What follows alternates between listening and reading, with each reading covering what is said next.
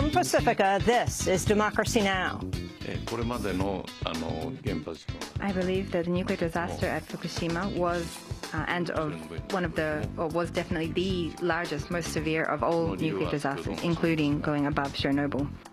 3 years ago today, a massive earthquake triggered a devastating tsunami that struck Japan's northeast coast. It resulted in an unprecedented nuclear crisis, a triple meltdown at the Fukushima Daiichi nuclear power station. Today we speak to the man who was Prime Minister of Japan at the time. It's rare a sitting world leader changes his position completely, but that's what Naoto Kan did. He explains how he came to oppose nuclear power as he weighed evacuating Tokyo.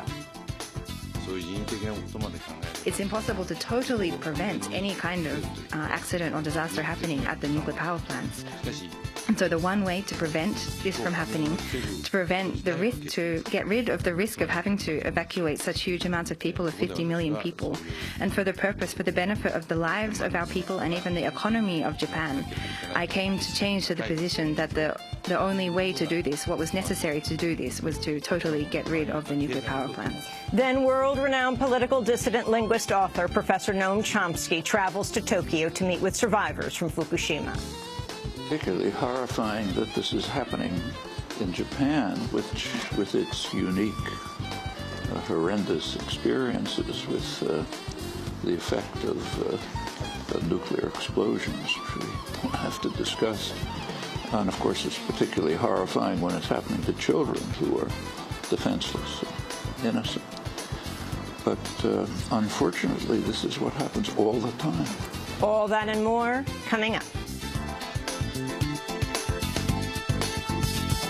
Welcome to Democracy Now!, democracynow.org, The War and Peace Report. I'm Amy Goodman. The search for the missing airliner that vanished en route from Malaysia to China is reportedly focusing on Malaysia's west coast, far from the opposite coast where the plane last made contact with air traffic control. Now in its fourth day, the disappearance of Malaysia Airlines Flight 370 is being described as one of the greatest aviation mysteries in history.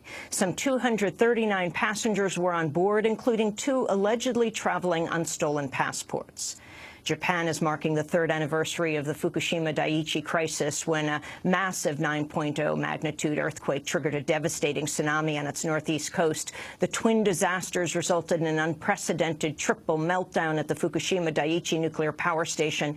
Internal emails revealed by NBC News shows in the days after the meltdown, regulators in the United States made a concerted effort to downplay the potential of a similar crisis occurring on U.S. soil. The campaign included refusing to answer media questions on disaster preparedness, spinning journalists on key data, and even hiding Japanese engineers from reporters visiting the Nuclear Regulatory Commission in Maryland. The effort came despite widespread internal doubts over the safety of aging U.S. plants. In a memo to staffers about the agency's public talking points, the NRC's head of public affairs writes, quote, "While we know more than these say, we're sticking to this story for now." We'll have more on the anniversary of the Fukushima crisis after headlines.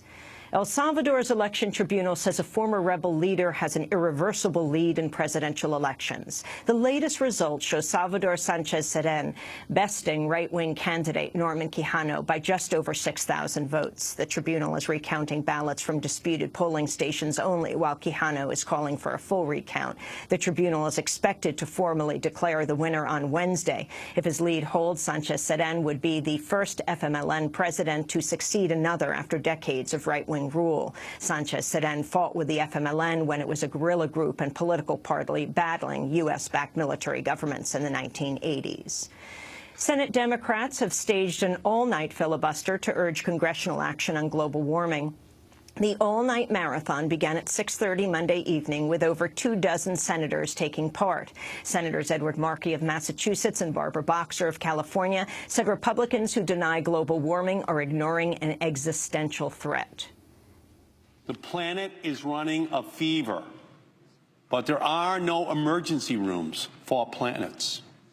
We have to engage in the preventative care so that we deploy the strategies that make it possible for our planet to avoid the worst, most catastrophic effects of climate change. We all know that all senators care deeply about their constituents and their families.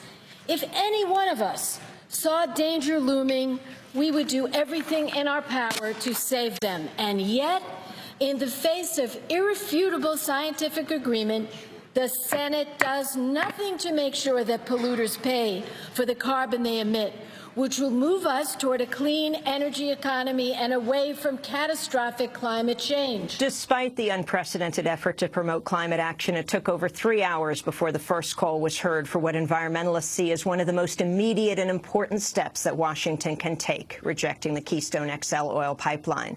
Senator Tim Kaine of Virginia made the demand, saying, quote, "Why would we embrace tar sands oil and backslide to a dirtier tomorrow," unquote. Environmentalists say Keystone would produce a devastating amount of carbon emissions through the extraction of tar sands oil in Canada. As the Senate held its climate filibuster, protest actions against the Keystone XL continued nationwide. Over 20 people were arrested outside the federal building in Philadelphia Monday, protesting the conclusions of a State Department report that said the pipeline's construction would not have a significant impact on climate change. Meanwhile, it appears the State Department made a key error in assessing the Keystone XL's environmental impact. In its report, the State Department said the pipeline would have little impact on tar sands extraction either way, because the oil would easily be moved by rail should the Keystone XL be rejected. The report cited industry projections of moving around 200,000 barrels of oil per day by train. But according to Reuters, the company behind the pipeline, TransCanada, has moved just a quarter of that amount, 40,000 barrels, during its peak deliveries of oil by rail. The Senate has overwhelmingly approved a measure to overhaul prosecution of sexual assault in the military. Passed by a unanimous 97-0 vote, the bill scraps the century-old good soldier defense that allows defendants to present evidence during trial of a positive military character. The bill also gives accusers a voice in whether cases are held in civilian or military courts and increases requirements for commanders. But the bill is considerably weaker than a measure rejected by the Senate last week, which would have moved oversight of sexual assault in the military to outside the chain of command. Hundreds of people gathered on both sides of the U.S.-Mexico border Monday to support a group of youth seeking re-entry into the United States. It was the third action in 2 years in which people deported from Mexico tried to return to the U.S. without legal documents. The National Immigrant Youth Alliance organized the action to call attention to record deportations and the stalled efforts at immigration reform. Jocelyn Rodriguez, whose father was deported 3 years ago, traveled with her sister from North Carolina. I'm waiting for my dad, and I'm waiting for all the other families that are out here, because it's not just me, it's not just about me, it's not just about my sister, it's about everybody that's out here. Around 30 people tried to enter on Monday seeking a humanitarian visa or asylum. The action focused on dreamers, young people left without legal status after coming to the United States as undocumented children. Entire families will attempt to re-enter the U.S. later this week. In the coming days, the Obama administration is set to hit a record milestone of 2 million deportations since taking office. Deportations separated over 150,000 U.S.-born children from their parents last year, the majority under 10 years old. As activists and immigrant families challenge deportation on the U.S.-Mexico border, a hunger strike is continuing at a Washington state immigration jail. Around 750 prisoners at the Northwest Detention Center are refusing meals in protest of the Obama administration's record deportations, as well as poor conditions that include wages of just $1 a day for prison labor. Supporters now say the strikers are reporting increased retaliation from prison officials, including isolation and threats of force feeding. Asylum seekers are also allegedly being threatened with the denial of their bids. A rally in support of the hunger strike is set to take place outside the prison later today. Thousands of people marched to the Florida state capitol Monday in a rally against the state's Stand Your Ground law.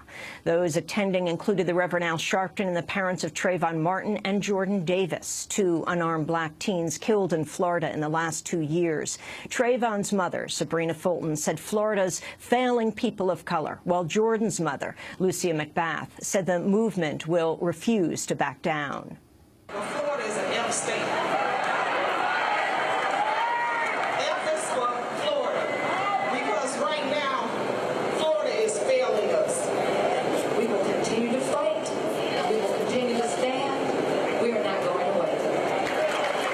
Opponents want the Stand Your Ground law repealed, but Florida Republicans are pushing a measure that would expand its reach. A new bill advanced last week would make it legal to fire a warning shot at a potential attacker. The NRA-backed proposal would ostensibly benefit defendants like Marissa Alexander, a black woman sentenced to 20 years in prison for firing a warning shot near her estranged husband. Alexander faces up to 60 years at her retrial, but opponents fear the expanded leeway could lead to even more shootings of unarmed people of color.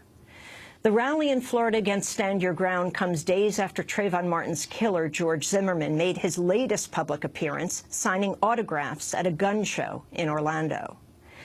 The House Energy and Commerce Subcommittee has opened a probe into regulators' failure to heed complaints about defective ignition switches in General Motors vehicles, which have been tied to 13 deaths. General Motors recalled some 1.6 million cars last month over an ignition flaw that shuts down engines and disables airbags. According to the New York Times, the National Highway Traffic Safety Administration failed to launch an investigation despite receiving over 260 complaints about the ignition failures in the last 11 years. Leaders of 15 Caribbean countries have adopted a platform calling for slavery reparations from Europe. The 10-point declaration from CARICOM calls on Europe to issue a formal apology, forgive debt, and help descendants cope with the psychological impact of slavery's legacy. NSA whistleblower Edward Snowden gave a rare public speech Monday at the South by Southwest Interactive Festival in Austin, Texas. It was the first time Snowden has directly addressed a U.S. audience since he left the country last May. Snowden spoke via video stream from Russia, where he has been granted political asylum. The NSA, the sort of global mass surveillance that's occurring in all of these countries, not just the U.S., and it's important to remember that this is a global issue. They're setting fire to the future of the internet. And the people who are in this room now, you guys are all the firefighters. If data is being clandestinely acquired, and the public doesn't have any way to review it, and it's not legislatively authorized, it's not reviewed by courts, it's not consonant with our Constitution, that's a problem.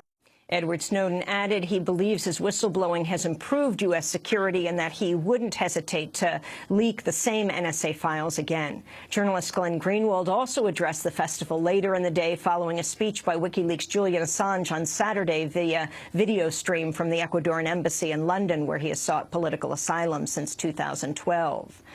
A Canadian photojournalist and activist has died while covering the civil war in Syria. Ali Mustafa and 6 others were killed Sunday in a Syrian government airstrike on the northern town of Aleppo.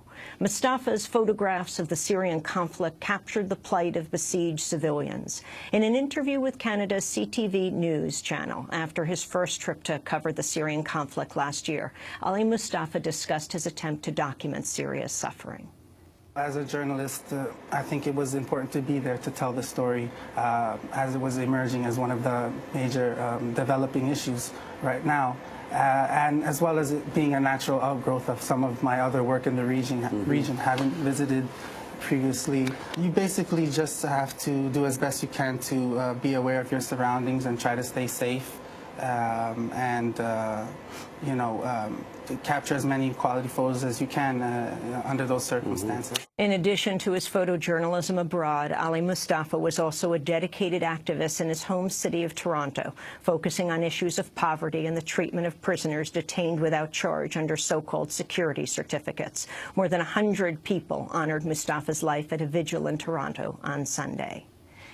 And those are some of the headlines. This is Democracy Now!, democracynow.org, The War and Peace Report. I'm Amy Goodman.